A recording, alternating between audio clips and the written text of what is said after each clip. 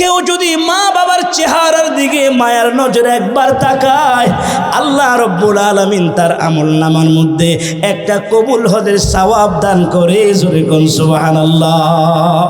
সাহাবী আরজ করল, ইয়া রাসূলুল্লাহ, ইয়া হাবিবাল্লাহ, ওগো নবীজি,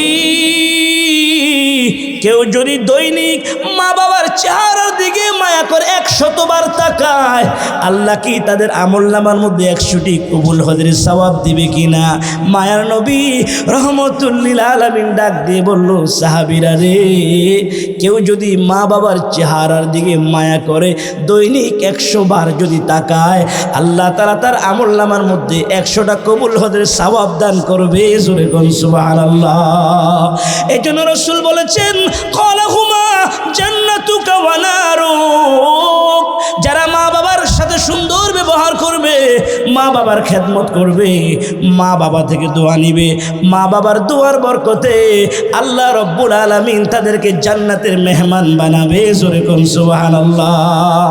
আর যদি কেউ আব্বা আম্মার সাথে খারাপ ব্যবহার করে, খারাপ আচরণ করে, মাকে গালি দেয়, বাবাকে গালি দেয়, মা বাবার সাথে খারাপ ব্যবহার করে, আল্লাহ রাব্বুল আলামিন মা বাবার বদদোয়ার কারণে ওই সন্তানের ঠিকানা মাবুদের জাহান্নামে হবে। কলিজার টুকরা যুবক ভাইরা, ও মুরব্বী বাবাজিরা গো, মা বাবার সাথে যদি বেয়াদবি করে আল্লাহ এমন শাস্তি দেয় যেটা কল্পনাও করা যায় না। পাকিস্তানের মধ্যে একটা ঘটনা ঘটেছে। আল্লামা তারেক জামিল হাফিজাহুল্লাহ, ওনার লিখিত একটা বই আছে, চোখে দেখা কবর আযাব। ওই কিতাবের মধ্যে তিনি লিখেছে, শাশুড়ি পুত্রবধূর মধ্যে ঝগড়া আসে না? কথা বলেন। অনেক সংসারে দেখা যায় শাশুড়ি পুত্রবধূ ঝগড়া করে, ঝগড়া কইরা বিবি যখন তার স্বামীর কাছে মায়ের বিরুদ্ধে বলে, তো স্বামী মায়ের গায়ে হাত তোলে, মায়ের সাথে খারাপ ব্যবহার করে। আছে না নাই? আল্লামা তারেক জামিল হাফিজাহুল্লাহ উনি ওনার কিতাবের মধ্যে লিখেছে, পাকিস্তানের ঘটনা, শাশুড়ি পুত্রবধূ ঝগড়া লেগেছে। ঝগড়া লাগার পরে ছেলেটা যখন বাইরে চলে গিয়েছে, কাজকর্ম করে যখন ঘরে ফিরে এসেছে, বিবি ডাক দিয়ে বলল, স্বামী আমার, তোমার মা যেভাবে প্রতিদিন আমার সাথে ঝগড়াঝাটি করে, এই বাড়িতে দুজন একসাথে আর থাকা যাবে না। হয়তো আমি থাকবো, না হলে তোমার মা থাকবে। অথবা তুমি তোমার মাকে কোথাও রেখে আসো, অথবা হত্যা করে ফেলো। যুবক ডাক দিয়ে বলল, বিবি রে, তোমার কথা শুনে যদি আমি আমার মাকে হত্যা করে ফেলি, তাহলে আদালতে ফাঁসির রায় হয়ে যাবে, মাকেও হারালাম, আমি নিজেও ফাঁসির আসামি হয়ে দুনিয়া থেকে বিদায় হয়ে যাব, লাভ তো হবে না, তোমাকে তো আমি আর পাবো না। জালেমা মহিলা সমাজের মধ্যে বাবা অনেক ভালো মহিলা আছে, অনেক আম্মা জানেরা অনেক ভালো আছে। ভালো আম্মা জানদের মধ্যে দুই একটা কুটনা খারাপ মহিলাও আছে। কথা বলেন ঠিক কিনা? ওই জালেমা মহিলা ডাক দিয়ে বলল, স্বামী, ও স্বামী আমার, আমি এমন একটা বুদ্ধি আপনাকে দিব, আমার বুদ্ধিটা যদি আপনি মানতে পারেন, আপনি মাও মারা যাবে, আপনাকেও জেলে যেতে হবে না, সাপও মরবে না, লাঠিও ভাঙবে না। স্বামী বলে, বিবি এটা আবার কোন কথা? বিবি তার স্বামীকে শিখিয়ে দিচ্ছে, স্বামী আমার, আজকে আপনি যখন কাজ করার জন্য বাহিরে যাবেন, বাজার থেকে আসার সময় 2টা কমলা নিয়ে আসবেন। 2টা কমলা নিয়ে মায়ের ঘরের মধ্যে আইসা দরজার মধ্যে টোকা দিবেন। মা যখন দরজা খুলবে, কমলাগুলা চুলা চুলা নিজ হাতে মায়ের মুখের মধ্যে কমলা খাওয়াই দিবেন। আর মাকে বলবেন, মা গো, এতদিন আমি তোমার সাথে ভুল করে ফেলেছি, অন্যায় করে ফেলেছি, মা তুমি আমাকে মাফ করে দাও। মায়ের সাথে সুন্দর সুন্দর কথা বলবা, দেখবা মা তোমাকে মাফ করে দিবে। মা যখন খুশি হয়ে যাবে, তুমি মাকে বলবা, মা গো, অসুস্থ মানুষ, আমার মন চায় প্রতিদিন বাজার থেকে ফল ফ্রুট এনে তোমাকে খাওয়াই, কিন্তু মা গো, আমি গরিব মানুষ, টাকা পয়সা নাই, এই জন্য আনতে পারি না। মা তুমি যদি আমার সাথে একটু কষ্ট করো, আমাদের বাড়ির পাশে যে আখ ক্ষেত আছে, কুঁসুর ক্ষেত, আমি কুঁসুরগুলা কাটবো, তুমি যদি একটু পরিষ্কার করে দাও। অনেক কুঁসুর রেডি করা যাবে, ফুসাটা বড় হবে, কষ্ট করে আমার মাথার মধ্যে তুলে দিবা, আর আমি বাজারে গিয়ে বিক্রি করব, অনেক টাকা লাভ হবে। প্রতিদিন আসার সময় মা তোমার জন্য ফল ফলাদি নিয়ে আসবো। তুমি তোমার মাকে যখন এই কথা বলবা তোমার মা রাজি হয়ে যাবে। রাজি হয়ে যদি তোমার সাথে কৈশোর খেতে যায় আর একটা গর্ত খনন করে রাখবা আর তুমি কৈশোর কাটবা। মা যখন কৈশোরগুলো পরিষ্কার করবে মনোযোগ দিয়ে হাতের কোদাল দিয়ে এত জোরে মায়ের গর্দানের মধ্যে আঘাত করবে, হাতের মধ্যে যেই তোমার সিনি আছে দাও আছে ধারালো অস্ত্র দিয়ে মায়ের গর্দানে এত জোরে আঘাত করবা, গর্দান থেকে মাথাটা আলাদা হয়ে যাবে। গর্তের ভিতরে লুকিয়ে মাটি চাপা দিয়ে রেখে দিবা। মানুষ জানবে না, কেউ শুনবেও না। এলাকার মানুষ যদি আমাকে জিজ্ঞেস করে, এলাকার মানুষকে বলবো আমার শাশুড়ি আমার সাথে রাগ করে বের হয়ে গিয়েছে। অতএব সাপও মরবে না, লাঠিও ভাঙবে না। বাবা আমার কথা বুঝতেছেন আপনারা? আরে কলিজার টুকরো যুবক মায়ের অবদান ভুলে গিয়েছে, সুন্দরী বিবি পেয়ে পাগল হয়ে গিয়েছে। ওই জালেমা মহিলার কথা ধরে যুবকটা প্রস্তুতি গ্রহণ করতে লাগলো। বিবি যেভাবে শিখিয়ে দিয়েছে তিনিও সেভাবে কর্ম গোছাতে লাগলেন। বাজারে চলে গিয়েছে, সুন্দর দেখে 2টা কমলা কিনেছে। রাত্রিবেলা কমলা নিয়ে যখন মায়ের ঘরে আসে আর দরজার মধ্যে যখন টোকা দেয়, সন্তানের কণ্ঠের আওয়াজ শুনে ঘরের ভিতর থেকে জনম দুঃখিনী মা, সন্তানের আওয়াজ শুনে মা ভয়ে থর থর করে কাঁপতে লাগলেন। চোখের পানি ছেড়ে ডাক দিয়ে বলল, বাবা আর আমাকে মারিস না, আমার বৃদ্ধাহার তোর বেতের আঘাত আর সহ্য করতে পারে না রে বাবা, রাত্রেটা থাকতে দে, আগামীকাল সকালবেলা আমি যেদিকে পথ দেখবো ওই দিকে চলে যাব, তোর ঘরে আমি আর থাকবো না। ওই দিন যে তুই আমাকে আঘাত করেছস আমার বৃদ্ধা হাত ওইগুলো এখনো সে আঘাতের চিহ্ন মুছে না। ঘরের ভিতরে জনম দুঃখিনী মা কান্দে। সন্তান ডাক দিয়ে বলে, মা গো আজকে আমি তোমাকে মারার জন্য আসি নাই, মা দরজা খোলো, আজকে এসেছি আমি তোমার কাছে মাপ চাইতে। সন্তানের কণ্ঠ শুনে মা আশ্বস্ত হলেন, আজকে হয়তো সন্তান আমাকে মারবে না। প্রতিদিন বউয়ের কথা শুনে সন্তান আমাকে মারত, আজকে হয়তো সন্তান আমাকে মারবে না। ঘরের দরজা যখন খুলে দিলেন ওই যুবকটা মায়ের পাশে বসলেন। বিবি যেভাবে শিখিয়ে দিয়েছে ওইভাবে করতে লাগলেন। কমলা ছুললেন, একটা একটা কমলার কোষ মায়ের মুখের মধ্যে দিচ্ছে, নিজ হাতে মাকে খাওয়ায় দেয়, পা জড়িয়ে ধরে কান্দে আর ডাক দিয়ে বলে, মা গো ও মা, এতদিন আমি বুঝতে পারি নাই, আমি তোমাকে অনেক গালিগালাজ করেছি, তোমার উপর অনেক অত্যাচার করেছি, আমি তোমাকে অনেক আঘাত করেছি, মা গো আল্লাহর ওয়াস্তে তুমি আমাকে মাফ করে দাও। মা কথা দিলাম গো আর কোনোদিন তোমাকে কষ্ট দিব না। যুবকের কথা শুনে মায়ের মনটা বড় হয়ে যায়, মায়ের মনটা বড় হয়ে যায়। যুবক মাকে কমলাগুলি খাওয়ায় আর বলে, মা আমার মন চায় প্রতিদিন বাজার থেকে কমলা এনে তোমাকে খাওয়ানোর জন্য, কিন্তু মা গো আমি গরিব মানুষ, একা একা কৈশোর কাটি বাজারে বিক্রি করি, ওই পরিমাণ টাকা হয় না। মা তুমি যদি আমার সাথে একটু কষ্ট করো, রাত্রিবেলা যদি কৈশোর খেতে আমার সাথে যাও, আমি কৈশোর কাটবো, তুমি যদি একটু পরিষ্কার করো গো মা, বেশি কৈশোর রেডি করা যাবে, আমাদের ফোঁজাটা বড় হবে, বাজারে নিয়ে বিক্রি করব, অনেক লাভ হবে, অনেক লাভ হবে। প্রতিদিন বাজার থেকে আসতে আমি তোমার জন্য ফল ফলাদি নিয়ে আসবো। মা তোমার বৃদ্ধা শরীর বড় দরকার। মা ডাক দিয়ে বলল, বাবা আরে বাবা আমার জন্য ফল ফলাদি আনতে হবে না, তোমার মধ্যে যে পরিবর্তন এসেছে আমি মা খুশি হয়ে গিয়েছি, যাও ঘরে শুয়ে যাও, ফজরের আগে তোমাকে আমি ডেকে দিব, আমরা দুজন আখ খেতে গিয়ে তোমার সাথে আমি কষ্ট করব। সন্তানকে মা ঘরের মধ্যে পাঠাইয়া যায় নামাজটা বিছাইয়া নামাজের নিয়ম বেঁধে মা নামাজ পড়ে মোনাজাতের মধ্যে হাত তোলা আল্লাহর কাছে দোয়া করে, আল্লাহ এতদিন আমি আমার সন্তানের জন্য যত বদদোয়া করেছি, হায় আল্লাহ বদদোয়াগুলি ফিরিয়ে দাও। আমার সন্তান আমাকে অনেক ভালোবাসে, হায় আল্লাহ আমার সন্তানের বুঝ এসেছে, পরিবর্তন হয়েছে। আল্লাহ তুমি আমার সন্তানটাকে ক্ষমা করে দাও। মা দোয়া করতেছে সন্তানের জন্য। সকালবেলা হয়ে গিয়েছে, মা সন্তানকে ডাকে, চলো বাবা আখ খেতে। মা সন্তান সহ ক্ষেতের মধ্যে চলে যায়। ছেলেটা কৈশোর কাটে, মা পরিষ্কার করতেছে।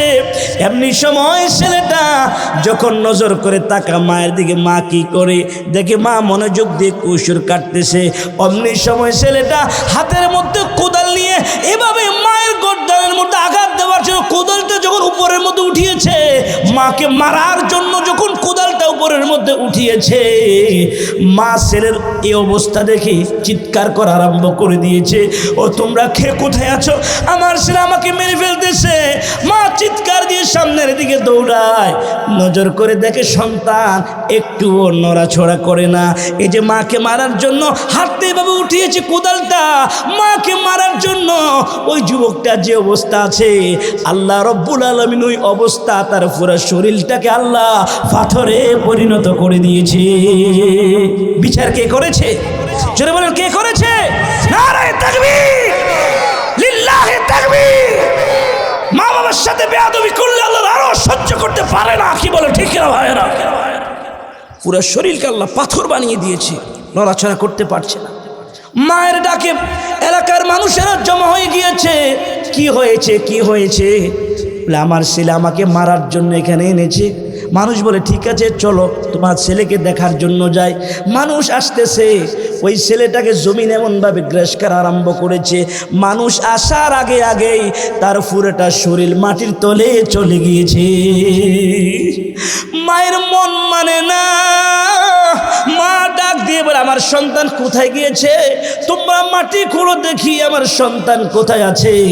কিতাবের মধ্যে লেখে গো 20 ফুট পরিমাণ জায়গা খনন করেছে, ওই যুবকের কোনো হদিস পাওয়া যায় না। মায়ের সাথে যারা বেয়াদবি করবে গো, আমার আল্লাহ তাদেরকে দুনিয়াতেও কষ্ট দিবে, পরকালেও কষ্ট দিবে। কি বলেন ঠিক কিনা? আর যারা মা বাবার সাথে সুন্দর আচরণ করবে, মা বাবার সাথে সুন্দর ব্যবহার করবে, ওই মানুষটা গরিব হতে পারে, ওই মানুষটা কালো হতে পারে, ওই মানুষটা অসহায় হতে পারে। মায়ের খেদমতের কারণে আল্লাহ রব্বুল আলামিন গরিব মানুষকেও দামি বানিয়ে দিতে পারে। কি বলেন ঠিক কিনা? আরেকটা হাদিস বলে আমি শেষ করে দিব বাবাজিরা আমার, আমি আপনাদেরকে কষ্ট দিব না। হযরত মুসা কালিমুল্লাহ, মুসা নবীর জামানা, জলিল কদর পয়গম্বর সাইয়্যিদানা হযরত মুসা আলাইহিস সালাম একদিন আল্লাহর কাছে দোয়া করতে লাগলেন, আল্লাহ ও দয়ার মালিক আল্লাহ, আমি তোমার জলিল কদর পয়গম্বর, আয় আল্লাহ আমি তোমার কাছে জানতে চাই গো, কে আমার জান্নাতের সাথী হবে? আমার জান্নাতের সাথীটাকে দুনিয়ার মধ্যে এক নজর দেখতে চাই। মুসা নবী আল্লাহর কাছে দোয়া করতেছে, তো আল্লাহ রব্বুল আলামিন ওহির মাধ্যমে জানিয়ে দিলেন, মুসা ওই যে মুখ বাজার আছে, ওই বাজারের মধ্যে একটা কসাই আছে, কসাই যে গরু জবাই করে গোশত বিক্রি করে, কসাই আছে, ওই কসাইটা তোমার জান্নাতের সঙ্গী হবে। হযরত মুসা আলাইহিস সালাম আশ্চর্য হয়ে গেলেন, আমার আল্লাহকে ডাক দিয়ে বলে, মালিক আমি তোমার জলিল কদর পয়গম্বর হযরত মুসা আলাইহিস সালাম, আর আমার হাসর একটা কসাইয়ের সাথে এটা আবার কেমন কথা? আমার আল্লাহ ডাক দিয়ে বলে, রে পয়গম্বর হযরত মুসা কালিমুল্লাহ, ওই কসাইটা এত দামি, এত দামি, এত দামি, আমি আল্লাহ রব্বুল আলামিন ওই কসাইটাকে তার মায়ের দোয়ার কারণে আমি আল্লাহ তাআলা তোমার সাথে জান্নাতের ব্যবস্থা করে দিলাম। জোরে কোন সুবহানাল্লাহ। মুসা নবীকে আল্লাহ আমি দেখতে চাই, সে এমন কি আমল করে, তার এত মর্যাদা কেন হয়েছে আমি দেখতে চাই। আল্লাহ তাআলা জানিয়ে দিলেন, মুসা সাধারণ মানুষের বেশে যাইবা বাজারের মধ্যে, যে দেখবা সে কি করে, তার সাথে তার বাড়িতে যাইবা, তাহলে তুমি বুঝতে পারবা তোমার সাথে কেন সে জান্নাতে থাকবে। আল্লাহ তাআলা যেভাবে বলে দিয়েছে, মুসা আলাইহিস সালাম ওইভাবে বাজারে চলে গেলেন। আগ থেকে তিনি রেডি, যায় দেখে সুন্দর একটা গরুকে রেডি করেছে, গোসল করিয়েছে। গরুটা যখন শুকিয়েছে আল্লাহর নামে গরুটাকে জবাই করেছে। গরু থেকে ভালো একটু গোশত আলাদা করলেন, আলাদা রেখে দিলেন, আর বাকি গোশত দোকানে উঠেতে দেরি, মানুষ আগ থেকে সিরিয়াল লেগে আছে, অল্প সময়ের ভিতরে গোশত বিক্রি হয়ে গিয়েছে। যুবকটা যখন বাড়ির দিকে রওনা হয়েছে, মুসা নবী নজর করে দেখে একটু গোশত যে রেখে দিয়েছে, ওইটা নিয়ে ফুটলাটা হাতে নিয়ে বাড়ির দিকে রওনা হয়েছে। হযরতে মুসা আলাইহিস সালাম ডাক দিয়ে বলে, আরে যুবক ভাই, আমি একজন মুসাফির, আমি আজকে তোমার সাথে তোমার বাড়িতে থাকতে চাই, আমাকে তোমার সাথে তোমার বাড়িতে একটু নিবানি। যুবক বলে, ঠিক আছে, আপনি আমার সাথে চলুন। মুসা আলাইহিস সালাম ওই কসাই যুবকের পিছনে পিছনে রওনা হয়েছে। ঘরের মধ্যে যখন গিয়েছে, যুবকটা মুসা নবীকে ডাক দিয়ে বলে, হুজুর আপনি এখানে বসেন, ওই রুমের ভিতরে আমার মা আছে। আমার মাকে আমি যখন বসে গিয়েছি, আমার বৃদ্ধা মা, অসুস্থ মা, হাঁটা চলা করতে পারে না, প্রস্রাব পায়খানা করে কাপড় চোপড় নাপাক করে ফেলেছে। আমি আমার মাকে পরিষ্কার করে দিব, মায়ের জন্য খাবার রেডি করব, তারপর আমি আপনার সাথে কথা বলবো। মুসা নবী ডাক দিয়ে বলে, ঠিক আছে, তুমি তোমার কাজ করো, আমি বিশ্রাম নিচ্ছি। মুসা নবী ফলো করতে লাগলেন যুবকটা কি করে। নজর করে দেখে ওই কসাই যুবকটা তার জনম দুঃখিনী মাকে কোলের মধ্যে নিয়ে মাকে সুন্দর করে গোসল করালেন, মাকে পবিত্র করলেন, মায়ের কাপড় চোপড়গুলি ধুয়ে দিলেন, নতুন কাপড় চোপড় মাকে পরিধান করালেন। মা থাকার জন্য সুন্দর থাকার জায়গা করে দিয়েছে, ওই জায়গা করে দিয়ে একটা জায়নামাজ বিছিয়ে দিয়েছে। মাকে ডাক দিয়ে বলল, মা গো, নাপাকি হওয়ার কারণে যে নামাজগুলি তুমি পড়তে পারো নাই, ইশারা ইশারা নামাজ পড়ে নাও। মাকে নামাজের মুসলার মধ্যে বসাইয়া, নামাজের বিছনার মধ্যে মাকে বসাইয়া ওই যুবকটা রান্না করার জন্য চলে যায়। মায়ের জন্য কলিজা ভুনা করলেন, গোশতগুলি সুন্দর করে ভুনা করলেন, মায়ের জন্য রুটি বানালেন, সব কিছু রেডি করে মায়ের কাছে আসলেন। অতক্ষণে মা মুনাজাত ধরে আল্লাহর কাছে দোয়া করতেছে। সন্তান নিজ হাতে মাকে রুটি আর গোশত মায়ের মুখের মধ্যে তুলে দিচ্ছে। মা রুটি আর গোশত খেয়েছে, মা পেট ভরে খাওয়া দাওয়ার পরে আল্লাহর দরবারে হাত তুলে দোয়া করে। মা আল্লাহর দরবারে হাত তুলে আমার আল্লাহকে ডাক দিয়ে বলে, মালিক, হায় আল্লাহ, আমার সন্তান প্রতিদিন আমার যে পরিমাণ খেদমত করে গো আল্লাহ, আমি আমার সন্তানের উপর খুশি, আমি আমার সন্তানের উপরে রাজি। আল্লাহ, আমার মনের মধ্যে একটা আকুল আবেদন, আয় আল্লাহ, তুমি আমার সন্তানটাকে যুগের শ্রেষ্ঠ পয়গাম্বর মুসা নবীর সাথে হাসর করাইও, জোরে কোন সুবহানাল্লাহ। মা যখন এই দোয়া করতে লাগলেন, হযরত মুসা কালিমুল্লাহ পাশের রুমে বসেই তিনি শুনে ফেলেছে। মুসা নবী যুবককে ডাক দিয়ে বলল, যুবক রে, ও যুবক এদিকে আসো, তোমার মা কি বলতেছে, কি বলতেছে। যুবক ডাক দিয়ে বলে, হুজুর প্রতিদিন আমি যখন বাজার থেকে আসি, মাকে যখন পরিষ্কার করে দেই, মাকে যখন খানা খাদ্য খাওয়াই, প্রতিদিন আমার মা আল্লাহর দরবারে হাত তুলে আমার জন্য দোয়া করে, আল্লাহ আমার সন্তানটাকে জমানার বড় পয়গম্বর মুসা নবীর সাথে হাসর করে দিও। মুসা নবী ডাক দিয়ে বলে, যুবক কোনদিন মুসা নবীকে দেখছনি? যুবক ডাক দিয়ে বলে, না না, কোনদিন দেখি নাই। মুসা আলাইহিস সালাম হাতটা লম্বা করে ডাক দিয়ে বলে, আয় রে যুবক, আয় আমার বুকের মধ্যে আয়। রে যুবক, তোমার মা যে দোয়া করেছে, আল্লাহ রাব্বুল আলামিন তোমার মায়ের দোয়া কবুল করেছে। আমি হলাম আল্লাহর পয়গম্বর হযরতে মুসা কালিমুল্লাহ, জোরে কোন সুবহানাল্লাহ। একটু দাঁড়াও মায়েরে দেখি, একটু দাঁড়াও মায়েরে দেখি, ও গ্রামবাসী একটু দাঁড়াও মায়েরে দেখি, একটু দাঁড়াও মায়েরে দেখি, ও গ্রামবাসী একটু দাঁড়াও মায়েরে দেখি। সাদা কাপড় পরাইয়া খাটে মায়েরে শোয়াইয়া, সাদা কাপড়